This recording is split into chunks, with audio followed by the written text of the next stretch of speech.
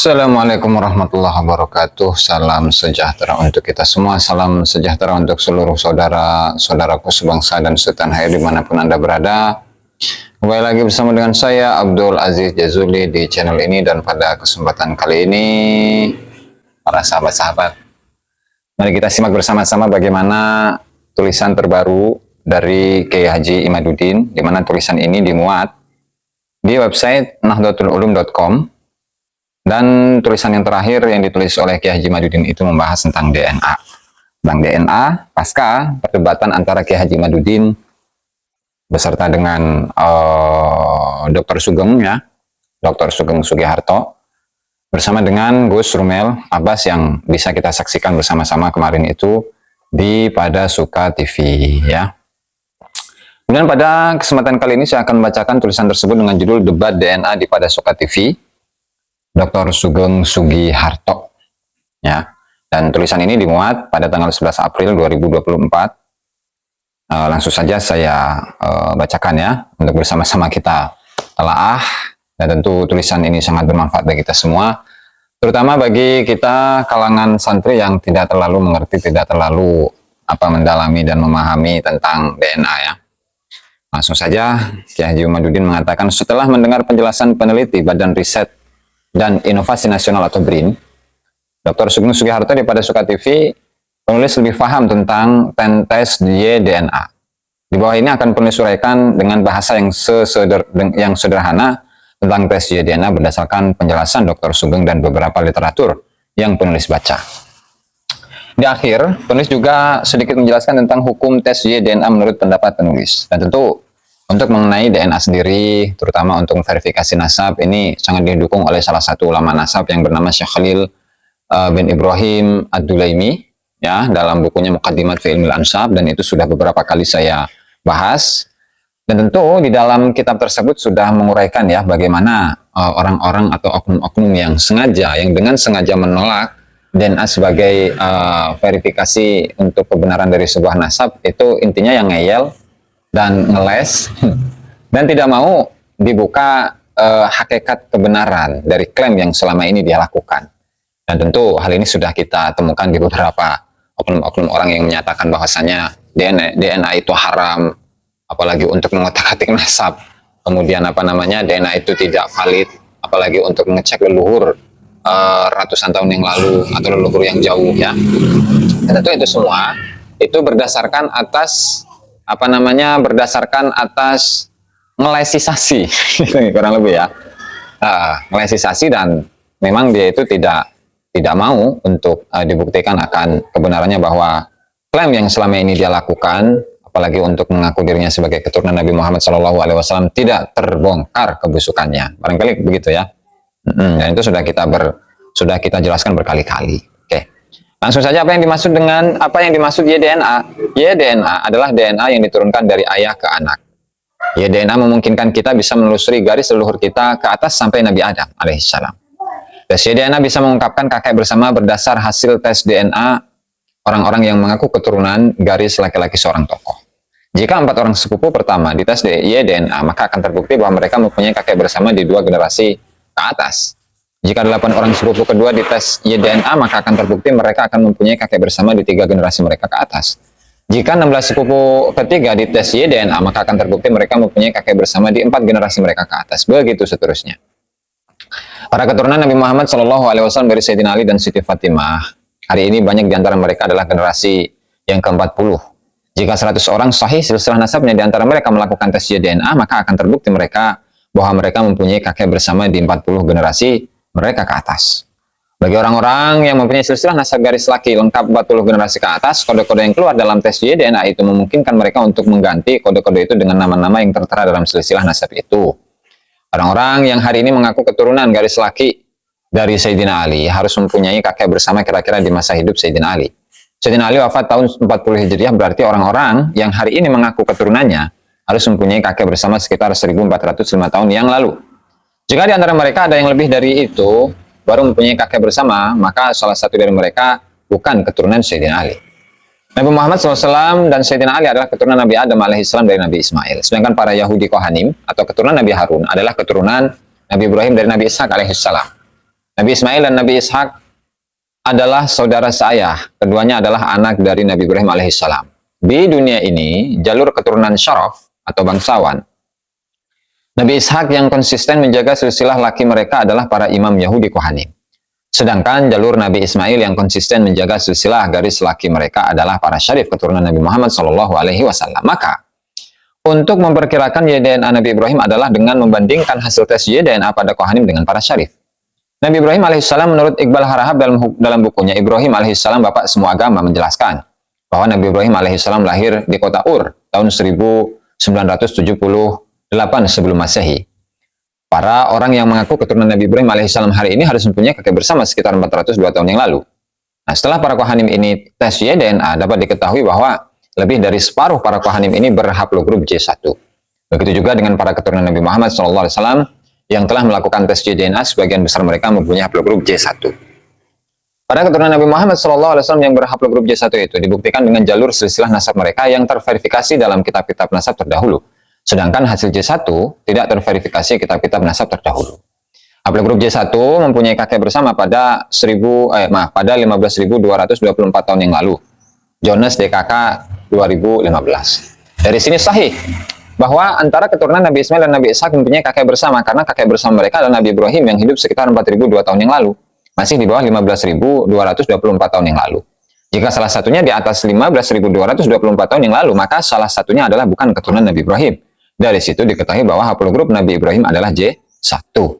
Nah, sehingga selama ini yang informasi yang kita dapat bahwasanya ada 180 orang dari Ba'alawi yang sudah melakukan tes DNA, kemudian hasil tes DNA mereka itu bukan J1 tetapi haplogrupnya adalah G, adalah G, ya maka itu jelas tidak terkonfirmasi sebagai keturunan Nabi Ibrahim alaihissalam. Jadi orang Arab saja bukan, apalagi keturunan Nabi Muhammad SAW. Nah, kemudian selanjutnya, peneliti BRIN Dr. Sugeng Sugiharto sudah menghitung presisi dan dapat menelusuri kode genetik Nabi Ibrahim sampai hanya tersisa 2 kandidat kode anak dan kode ayah, yaitu J Z2329 yang mempunyai anak J FGC 8712. 2 kode anak dan ayah itu salah satunya adalah kode Nabi Ibrahim. Jadi, jika kode Nabi Ibrahim itu adalah J Z2329, maka kode J FGC 8712 itu adalah kode salah satu anaknya. Dan jika kode genetik Nabi Ibrahim adalah J FGC 8712, maka kode J Z2329 adalah kode ayah Nabi Ibrahim. Azar atau Torah. Mungkin penelitian kode Nabi Ibrahim sampai sepresisi itu baru terungkap oleh peneliti Indonesia Dr. Sugeng Sugiharto. Nah, setelah diketahui haplogrup Nabi Ibrahim adalah J1 dengan penanda individu JZ2329 atau JFGC8712, maka dari situ diketahui pula bahwa Nabi Harun dan Nabi Muhammad SAW dan Sayyidina Ali juga berhaplogrup J1 dengan tambahan penanda yang sama. Orang-orang yang mengaku keturunan Nabi Ibrahim dan Nabi Muhammad SAW berdasarkan silsilah nasab mereka. Tetapi hasil DNA-nya selain J1 dengan tambahan kedua penanda tersebut kemudian dieliminir. Nah, menurut halaman Family Tree DNA dari J1 dengan kedua penanda itu, keturunan suku Quraisy mempunyai penanda genetik individu L859+.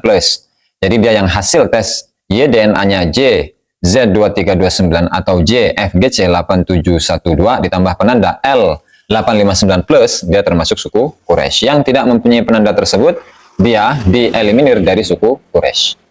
Setelah diketahui dia termasuk bagian suku Quraisy, untuk mengetahui apakah dia termasuk Bani Hashim, maka dia harus mempunyai kode genetik individu Hashim, yaitu FGC 8703+. Dia yang tidak mempunyai kode genetik FGC 8703+, walaupun dia termasuk suku Quraisy, ia tidak termasuk dalam klaster Bani Hashim. Bani Hashim adalah mereka yang mempunyai leluhur anak-anak Hashim bin Abdi Manaf. Anak-anak laki-laki dari Hashim bin Abdi Manaf adalah Abdul Muthalib dan Asad. Keturunan Abdul Muthalib dan Asad harus mempunyai penanda genetik J1L859 dan FGC 8703+. Yang tidak mempunyai kode tersebut dieliminir.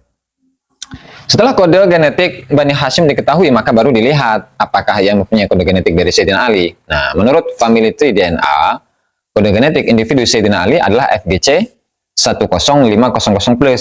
Sayyidina Ali mempunyai 18 anak, yaitu Hasan, Husain Asy-Syahid, Muhammad bin Hanafiyah, Abbas Al-Akbar dijuluki Abu Kirbah, Abdullah Al-Akbar, Ja'far Al-Akbar, Utsman Al-Akbar, Muhammad Al-Asghar, Abdullah Al-Asghar, Ubaidillah yang dijuluki Abu Ali, Aun, Yahya, Muhammad Al-Awsat, Utsman Al-Asghar, Abbas Al-Asghar, Ja'far Al-Asghar, Umar Al-Asghar, dan Umar Al-Akbar. Berarti keturunan dari Sayyidina Ali itu tidak hanya dibatasi kepada Sayyidina Hasan dan Husain ya. Namun memang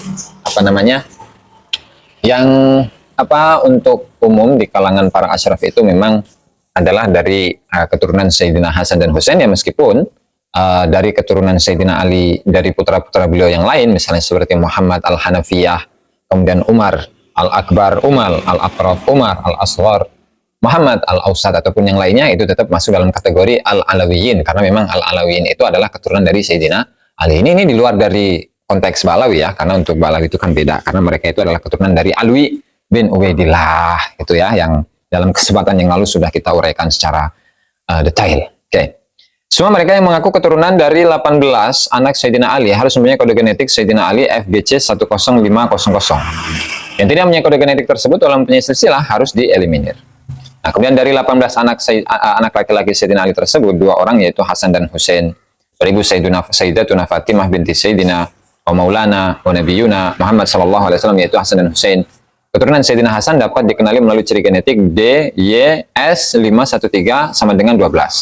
Sedangkan Sayyidina Husain dengan kode YDNA FGC 30416, mereka yang mengaku keturunan Sayyidina Hasan dan Sayyidina Husain walaupun ia mempunyai ciri genetik Sayyidina Ali, jika tidak mempunyai ciri genetik Sayyidina Hasan dan Sayyidina Husain, ia tidak termasuk keturunan Nabi Muhammad sallallahu alaihi wasallam. Nah, kemudian di sini siapa Kiai Haji Madudin akan membahas kenapa Ba'alawi itu tidak mungkin untuk menjadi keturunan Nabi Muhammad sallallahu alaihi wasallam menurut tes YDNA. Nah, di sini diuraikan secara detail oleh Kiai Haji Madudin dalam dalam tulisan ini. Nah, beliau juga mengatakan kenapa Ba'alawi mustahil sebagai keturunan Nabi Muhammad sallallahu alaihi wasallam menurut tes YDNA. Ba'alawi mustahil sebagai keturunan Nabi Muhammad sallallahu alaihi wasallam karena dari mereka yang sudah tes YDNA hasil mereka mayoritas berhaplogrup G. Maka ditetapkanlah haplogrupnya adalah G. Orang berhaplogrup G jika disandingkan dengan orang yang berhaplogrup J1 maka mereka baru mempunyai kakek bersama yaitu GHIJK strip F1329 yang berumur antara 9.000 sampai 25.000 tahun yang lalu. Jadi mustahil pada 1.400 tahun yang lalu, yaitu masa Sayyidina Hasan dan Husain, antara G dan J1 bersaudara sepupu. Dari situ mustahil pula mereka mempunyai kode penanda Ibrahim, kode penanda Quraisy, kode penanda keturunan Ali, dan kode penanda keturunan Hasan dan Husain. Nah, kata Rumail Abbas, ada 3 orang Ba'alawi yang berhaplogrup J1. Bagaimana penjelasannya?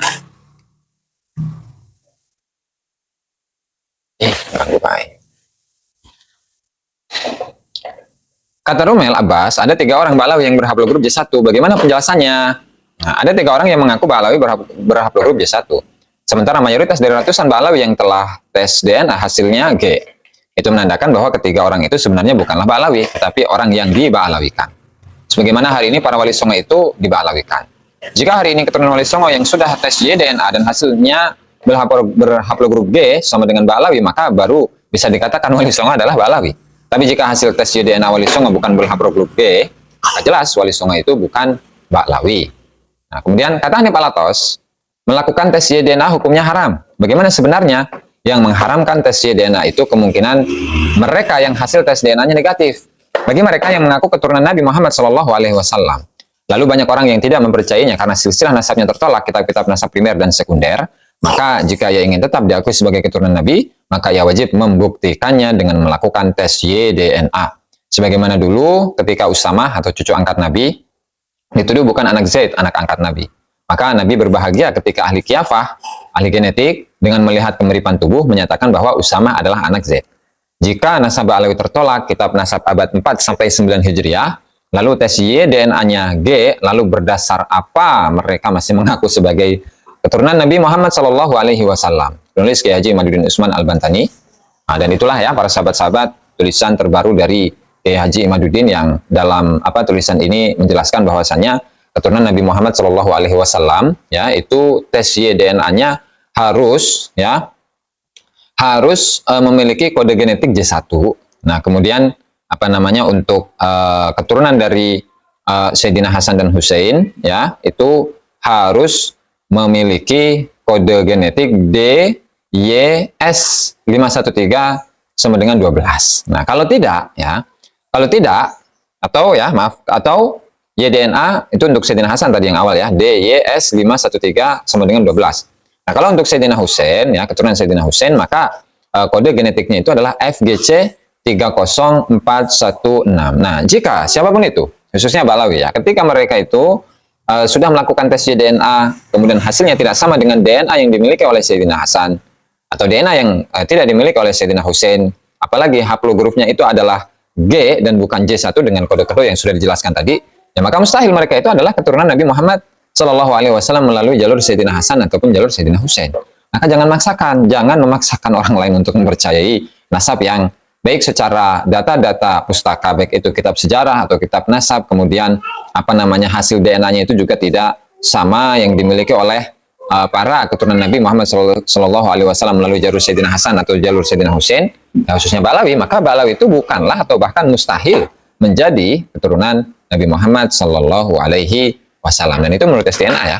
Mau percaya silahkan, mau nggak percaya silahkan. Walhasil yang menentang tes DNA ya, apalagi mengharam-haramkan tes DNA sebagai alat untuk memverifikasi kebenaran dari sebuah nasab, ya maka itu adalah seseorang yang memiliki pemikiran yang jumud dan seseorang yang tidak mau terbongkar kepalsuan nasabnya. Itu ya intinya ya.